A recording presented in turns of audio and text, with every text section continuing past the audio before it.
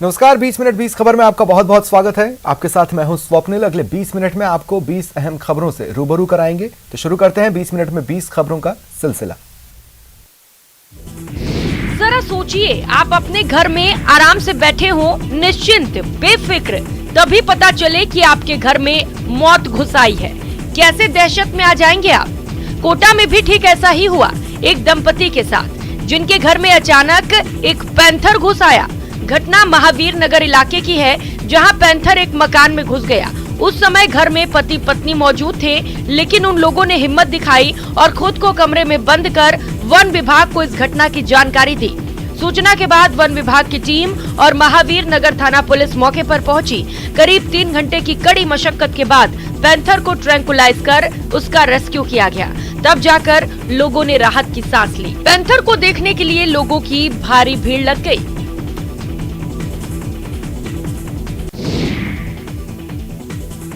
शोले भड़के और देखते देखते सब कुछ जलकर हो गया राख। तस्वीरें साउथ मुंबई की है, जहां चर्च गेट इलाके में फैशन स्ट्रीट की कई दुकानों में भीषण आग लग गई। आग इतनी तेजी से फैली कि किसी को कुछ करने का मौका तक नहीं मिला।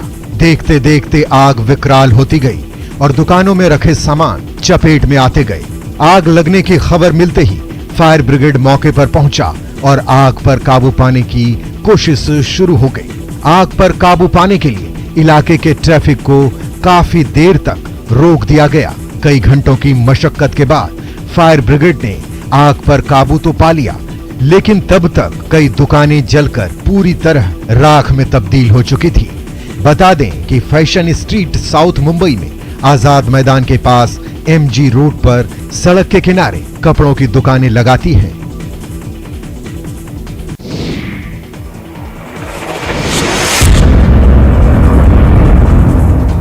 आग की आसमान छूती लपटें और धू धू कर जलते कारखाने। गगनचुंबी आग की लपटें डराने वाली हैं। धधक रही आग को देखने के बाद हर कोई सहम गया। हादसा महाराष्ट्र के मालेगांव में हुआ, जहां कारखानों में भीषण आग लग गई। आग लगने की खबर के बाद इलाके में हड़कंप मच गया। कई घंटे तक कारखाने जलते रहे। इस भीषण आगलगी में लाखों के नुकसान का अनुमान है। स्थानीय लोगों की मदद से आग पर काबू पाना मुमकिन नहीं था, लिहाजा फायर ब्रिगेड को इसकी सूचना दी गई और इसके बाद आग पर काबू पाया जा सका।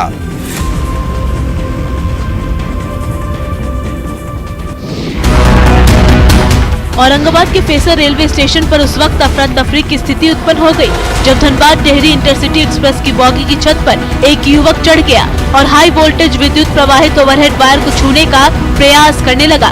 स्टेशन पर खड़े लोगों ने उस युवक को ऐसा करते देखा तो यात्रियों में से ही कुछ युवक बॉगी की छत पर चढ़ गए और उसे ऐसा करने से रोकने लगे, लेकिन युवक बार बार तार को छूने का प्रयास कर रहा था। देखिए कैसे ये सनकी युवक ट्रेन की छत पर खड़े होकर बिजली के तारों को छूने की कोशिश कर रहा है।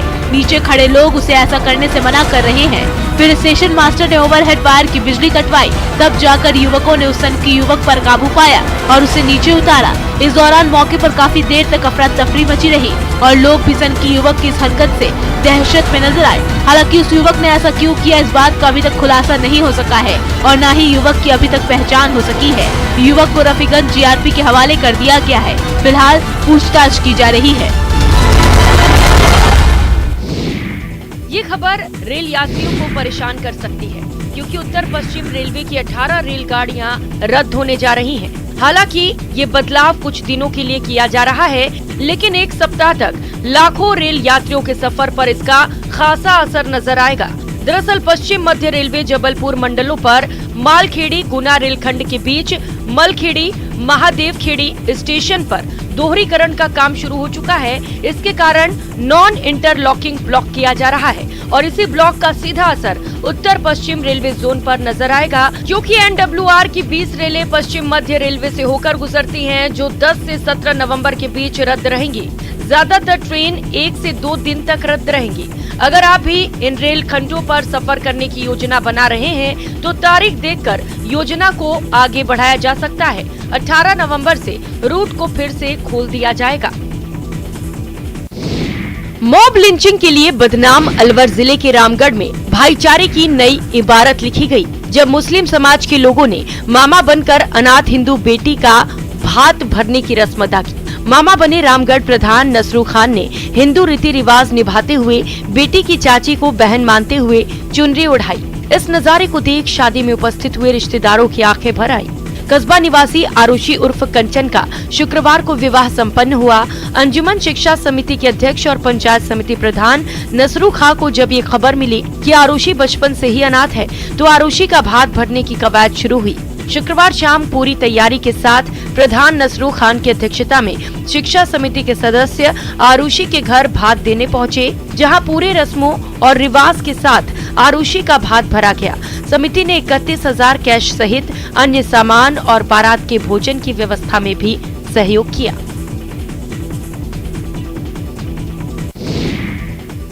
चित्तौड़गढ़ अपने दुर्ग के लिए विश्वविख्यात तो है ही, यहाँ के सीताफल भी अपनी मिठास और स्वाद के लिए जाने जाते हैं। देश और दुनिया में सीताफल की मांग को देखते हुए सरकार ने निम्बाहेड़ा मार्ग पर 3 साल पहले सीताफल उत्कृष्टता केंद्र स्थापित किया था। यहाँ सीताफल के स्थानीय नस्ल के साथ ही अन्य उत्कृष्ट प्रकार की नस्ल के पौधे तैयार करने और उत्पादन भी किया जा रहा है। यहाँ 31 प्रकार के पौधे लगाकर उनका परीक्षण और विभिन्न प्रयोग किए जा रहे हैं। इसके संतोषजनक नतीजे सामने आने लगे हैं। इस साल पहली बार इन पर फल आ रहे हैं। यहाँ पर 2.5 हेक्टेयर जमीन में 31 प्रकार के करीब 1450 सीताफल के पौधे लगाए गए हैं। सेंटर के ऊपर हमने लगभग 31 वैरायटी सीताफल की भी ग्रो कर रखी है, जिसमें से अभी इस वर्ष में लगभग 8 से 10 वैरायटी में फ्रूटिंग हुई है और अच्छा फ्रूटिंग हुआ है। जैसे आप देख रहे हो NM के 1 का फ्रूट है, काफी अच्छा फ्रूट है। इसका लगभग 500-700 ग्राम का एक फ्रूट बन रहा है इसमें। देश के पहले वोटर मास्टर श्याम शरण नेगी का शनिवार सुबह निधन हो गया। वे हिमाचल प्रदेश में किन्नौर जिले के कल्पा के रहने वाले थे। श्याम शरण नेगी ने बृहस्पतिवार को पहले ही पोस्टल बैलेट के जरिए विधानसभा चुनाव के लिए वोट डाला था। नेगी ने पहली बार 1951 से 92 के चुनाव में हिस्सा लिया था, जो देश का पहला चुनाव था। जीवन के 106 वसंत देखने वाले नेगी ने 34वीं बार मतदान किया था। किन्नौर के कल्पा कस्बे के रहने वाले श्याम शरण स्कूल में टीचर के पद से 51 साल पहले रिटायर हुए थे। दरअसल भारत का पहला चुनाव फरवरी 1992 में हुआ, लेकिन हिमाचल प्रदेश में सुदूर आदिवासी इलाकों में खराब मौसम के कारण सर्दियों के दौरान मतदान कराना असंभव था। ऐसे में वहां मतदान 23 अक्टूबर 1951 को 5 महीने पहले हो गया। तब श्याम शरण नेगी स्कूल अध्यापक थे और चुनावी ड्यूटी पर थे। इसके कारण वे अपना वोट डालने सुबह 7 बजे किन्नौर में कल्पा प्राथमिक स्कूल में अपने मतदान केंद्र पहुंच गए थे और मतदान करने वाले पहले व्यक्ति बने। तब से लेकर मरने से पहले तक उन्होंने कभी भी अपना वोट बेकार नहीं किया। 8 महीने बाद 60 साल के शख्स की याददाश्त लौट आई। इसमें जीआरपी और स्वर्ग सदन आश्रम का बड़ा ही अहम योगदान रहा। 8 महीने के दौरान यहाँ के सेवादारों ने बुजुर्ग की दिन रात सेवा की। दरअसल 8 महीने पहले ग्वालियर के पास ट्रेन में घायल हालत में शख्स मिला। उसकी याददाश्त चली गई थी।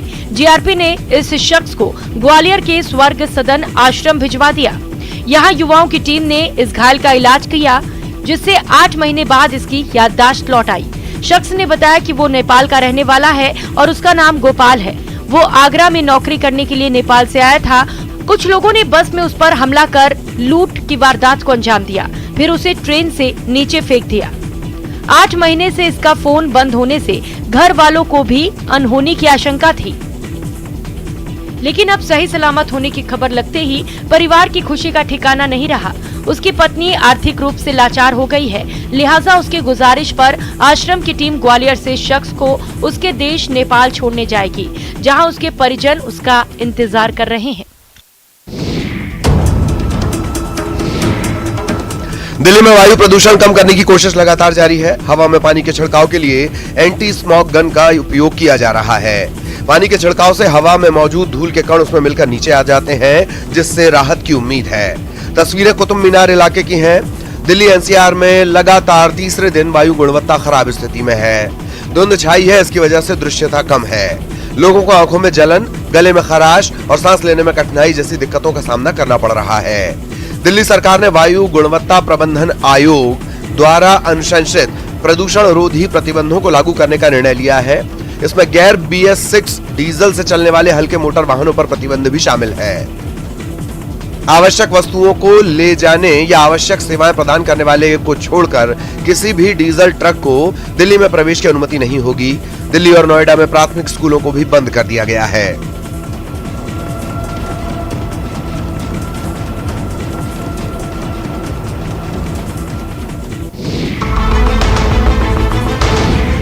नुकीले दांत, भीमकाय शरीर और शाही चाल, और हो भी क्यों ना ये जंगल के राजा जो ठहरे, जो अपने ये धुन में रास्ते पर जा रहे हैं, पर इन्हें देखने के लिए लोग सांस ही थाम कर बैठे थे। जैसे इस बाघ का दीदार हुआ, लोगों ने अपने कैमरे निकाल लिए और इनकी फोटो लेना शुरू कर देते हैं। पर ये जनाब सभी को इग्नोर करके अपनी शाही अंदाज में झाड़ियों में छिप जाते हैं।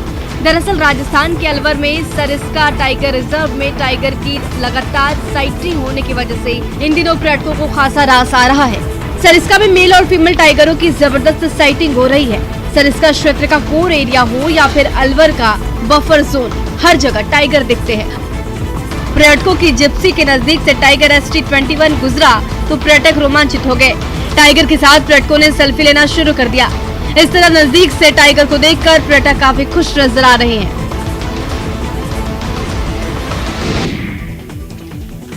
सर्दी का मौसम शुरू हो चुका है, लिहाजा इस गुलाबी ठंड का आनंद इंसानों के साथ साथ मुर्गे भी उठाना नहीं भूलते। यही वो मौसम होता है जब देसी लड़ाके मुर्गों को धूप में लड़ने की ट्रेनिंग दी जाती है। रांची के धुरवा के मौसीबाड़ी में मुर्गों को गुलाबी ठंड के बीच लड़ाई की ट्रेनिंग दी जा रही है। दरअसल ट्रेनिंग के दौरान मुर्गों की उम्र और स्टेमिना का खास ख्याल रखा जाता है। लड़ाई के दौरान जिस मुर्गे की सांस फूलने लगती है उसे तुरंत लड़ाई से हटा लिया जाता है, क्योंकि उनके जख्मी होने का खतरा बढ़ जाता है। इन मुर्गों को खाने के लिए गेहूं और बाजरा जैसे मोटे अनाज दिए जाते हैं ताकि वे बलवान और ताकतवर बन सके। इन मुर्गों की कीमत उनकी ट्रेनिंग के बाद हासिल की गई क्षमता के अनुसार बढ़ती है। जो मुर्गा लड़ाई में जो तेज होता है ना, उसका उस हिसाब से रेट लगता है। ये कमजोर रहेगा तो 700, अगर अच्छा कंपटीशन लड़ने का तैयार जो रहता है तो कम से कम 10,000, 12,000, 8,000 मैक्सिमम रेट रहता है। नव्य भव्य काशी में देव दीपावली पर स्वर्ग जैसा नजारा होगा, जिसका साक्षी विश्वनाथ धाम भी बनेगा। उद्घाटन के बाद विश्वनाथ धाम पहली देव दीपावली की छटा निहारेगा। इसके लिए विश्वनाथ धाम को भी 80 लाख रुपए के फूलों से अलौकिक रूप दिया जाएगा। कोरोना के 2 साल बाद इस बार काशी में भव्य देव दीपावली होने जा रही है।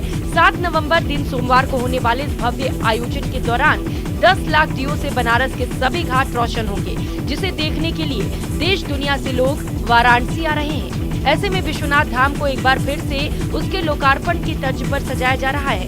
इसे यादगार बनाने के लिए सरकार की ओर से इसके लिए 80 लाख रुपए फंड दिए गए हैं। मान्यता है कि देव दीपावली यानी ऐसा दिन जिस दिन देवता काशी के गंगा घाटों पर आकर दिवाली मनाते हैं। कार्तिक पूर्णिमा के दिन मनाया जाने वाला देव दीपावली का पर्व इस बार चंद्र ग्रहण के कारण 7 नवंबर को ही मनाया जाएगा।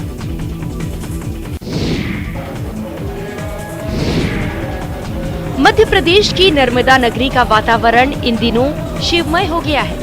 125 करोड़ शिवलिंग निर्माण अनुष्ठान कार्यक्रम में बड़ी संख्या में शिव भक्त रुद्री निर्माण कर देवाधिदेव महादेव का रुद्राभिषेक कर रहे हैं, जिससे नर्मदापुरम में चहुओर शिव भक्ति की बयार बह रही है।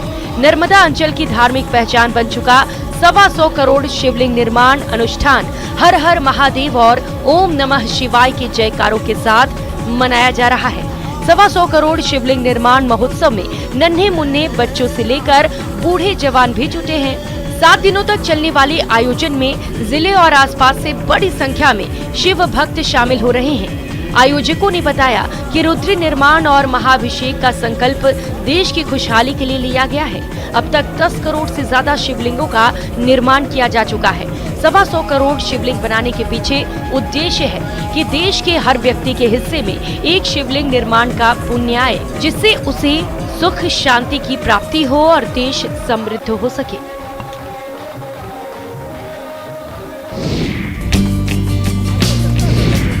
विश्व प्रसिद्ध सोनपुर मेले में कृषि विभाग की प्रदर्शनी किसानों के लिए खासा आकर्षण का केंद्र रही है। इसके मद्देनजर 2022 सोनपुर मेले में कृषि प्रदर्शनी को लेकर खास तैयारी की जा रही है। इसके लिए कृषि विभाग के वरीय अधिकारी चुने गए सफल किसानों के साथ बैठक कर कार्य को अंतिम रूप देने में लगे हुए हैं। बताया जा रहा है कि इस बार कृषि प्रदर्शनी में किसानों के लगभग हर सवालों का जवाब उपलब्ध होगा।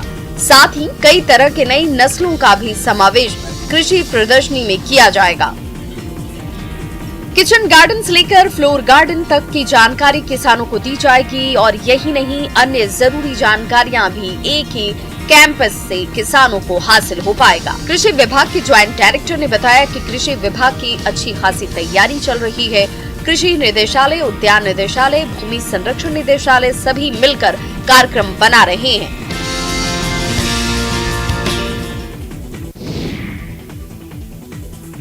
महाकाल नगरी उज्जैन में शुक्रवार से 10 दिवसीय हस्तशिल्प मेले की शुरुआत हो गई। मेले का शुभारंभ शुक्रवार रात को मध्य प्रदेश के राज्यपाल मंगू भाई पटेल ने किया। कोरोना काल के बाद हो रहे इस आयोजन से व्यापारियों को खासी उम्मीद है। जिला अस्पताल की ओर से कालिदास अकादमी में आयोजित हो रहा मेला 3 भागों में बांटा गया है। इसके अलावा फूड जोन अलग से बनाया गया है। मेले में करीब 300 से अधिक दुकानें लगी हैं। इनमें से 251 टीन शेड वाली और 150 खुले मैदान में लगाई गई हैं। देश के कई राज्यों से कारोबारी अपने उत्पाद के साथ इस मेले में आए हुए हैं। व्यापारियों ने कहा कि कोरोना काल के बाद इस पहले मेले में उन्हें अच्छे कारोबार की उम्मीद है। परियोजना अधिकारी अजय भालसे ने कहा, मेले में सुरक्षा की दृष्टि से सीसीटीवी कैमरे लगाए गए हैं। वहीं मेले में सांस्कृतिक आयोजन के लिए मंच भी बनाया गया है। 16 नवंबर तक चलने वाले मेले के बीच में 2 रविवार पड़ रहे हैं, लिहाजा भीड़ उमड़ने की उम्मीद है। निर्वाचन आयोग ने चुनाव को लेकर जागरूकता फैलाने और वोटिंग में दिव्यांगों की भागीदारी सुनिश्चित करने को लेकर राष्ट्रीय सम्मेलन का आयोजन किया, जिसमें कई दिव्यांग हस्तियां शामिल हुई। इसका आयोजन नई दिल्ली के आकाशवाणी के रंग भवन में किया गया। कार्यक्रम की अध्यक्षता मुख्य चुनाव आयुक्त श्री राजीव कुमार ने की। इस मौके पर उन्होंने कहा कि निर्वाचन आयोग सभी प्रक्रियाओं और कामकाज को आसान बनाने की सोच और उसे वास्तविक बनाने के लिए प्रतिबद्ध है। सम्मेलन के दौरान मेघालय के music band light after dark ने अपनी प्रस्तुति दी। इसमें आयोग की राज्य दिव्यांग हस्तियों ने हिस्सा लिया, जिसमें दृष्टिबाधित कलाकार शामिल थे। वहीं दिल्ली के दिव्यांग नृत्य कलाकारों ने बहुत ही भावनाशील और प्रेरणास्पद प्रदर्शन किया। दिव्यांग मतदाताओं की सुविधाओं के लिए आयोग की विभिन्न पहलों को दर्शन वाली एक लघु फिल्म दिखाई गई, जिसके तहत चुनाव प्रक्रिया के बारे में जानकारी दी गई।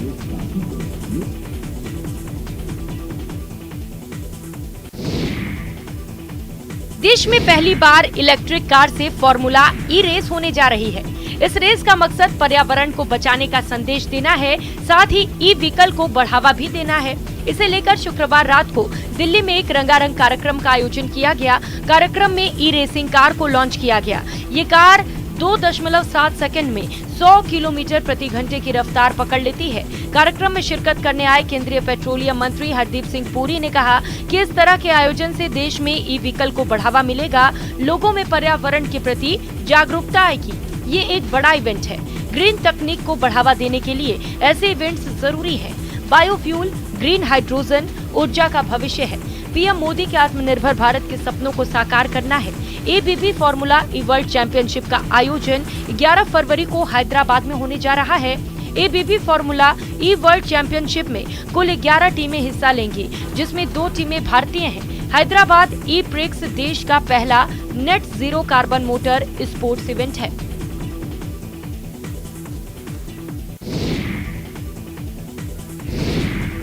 इन मूंछों की धार तलवार से तनिक भी कम नहीं है, इसलिए बचकर रहना। अरे ये क्या, ये मूंछें हैं या फिर रस्सियां? बचकर रहना भाई, इसमें जकड़े गए तो छूटना मुश्किल।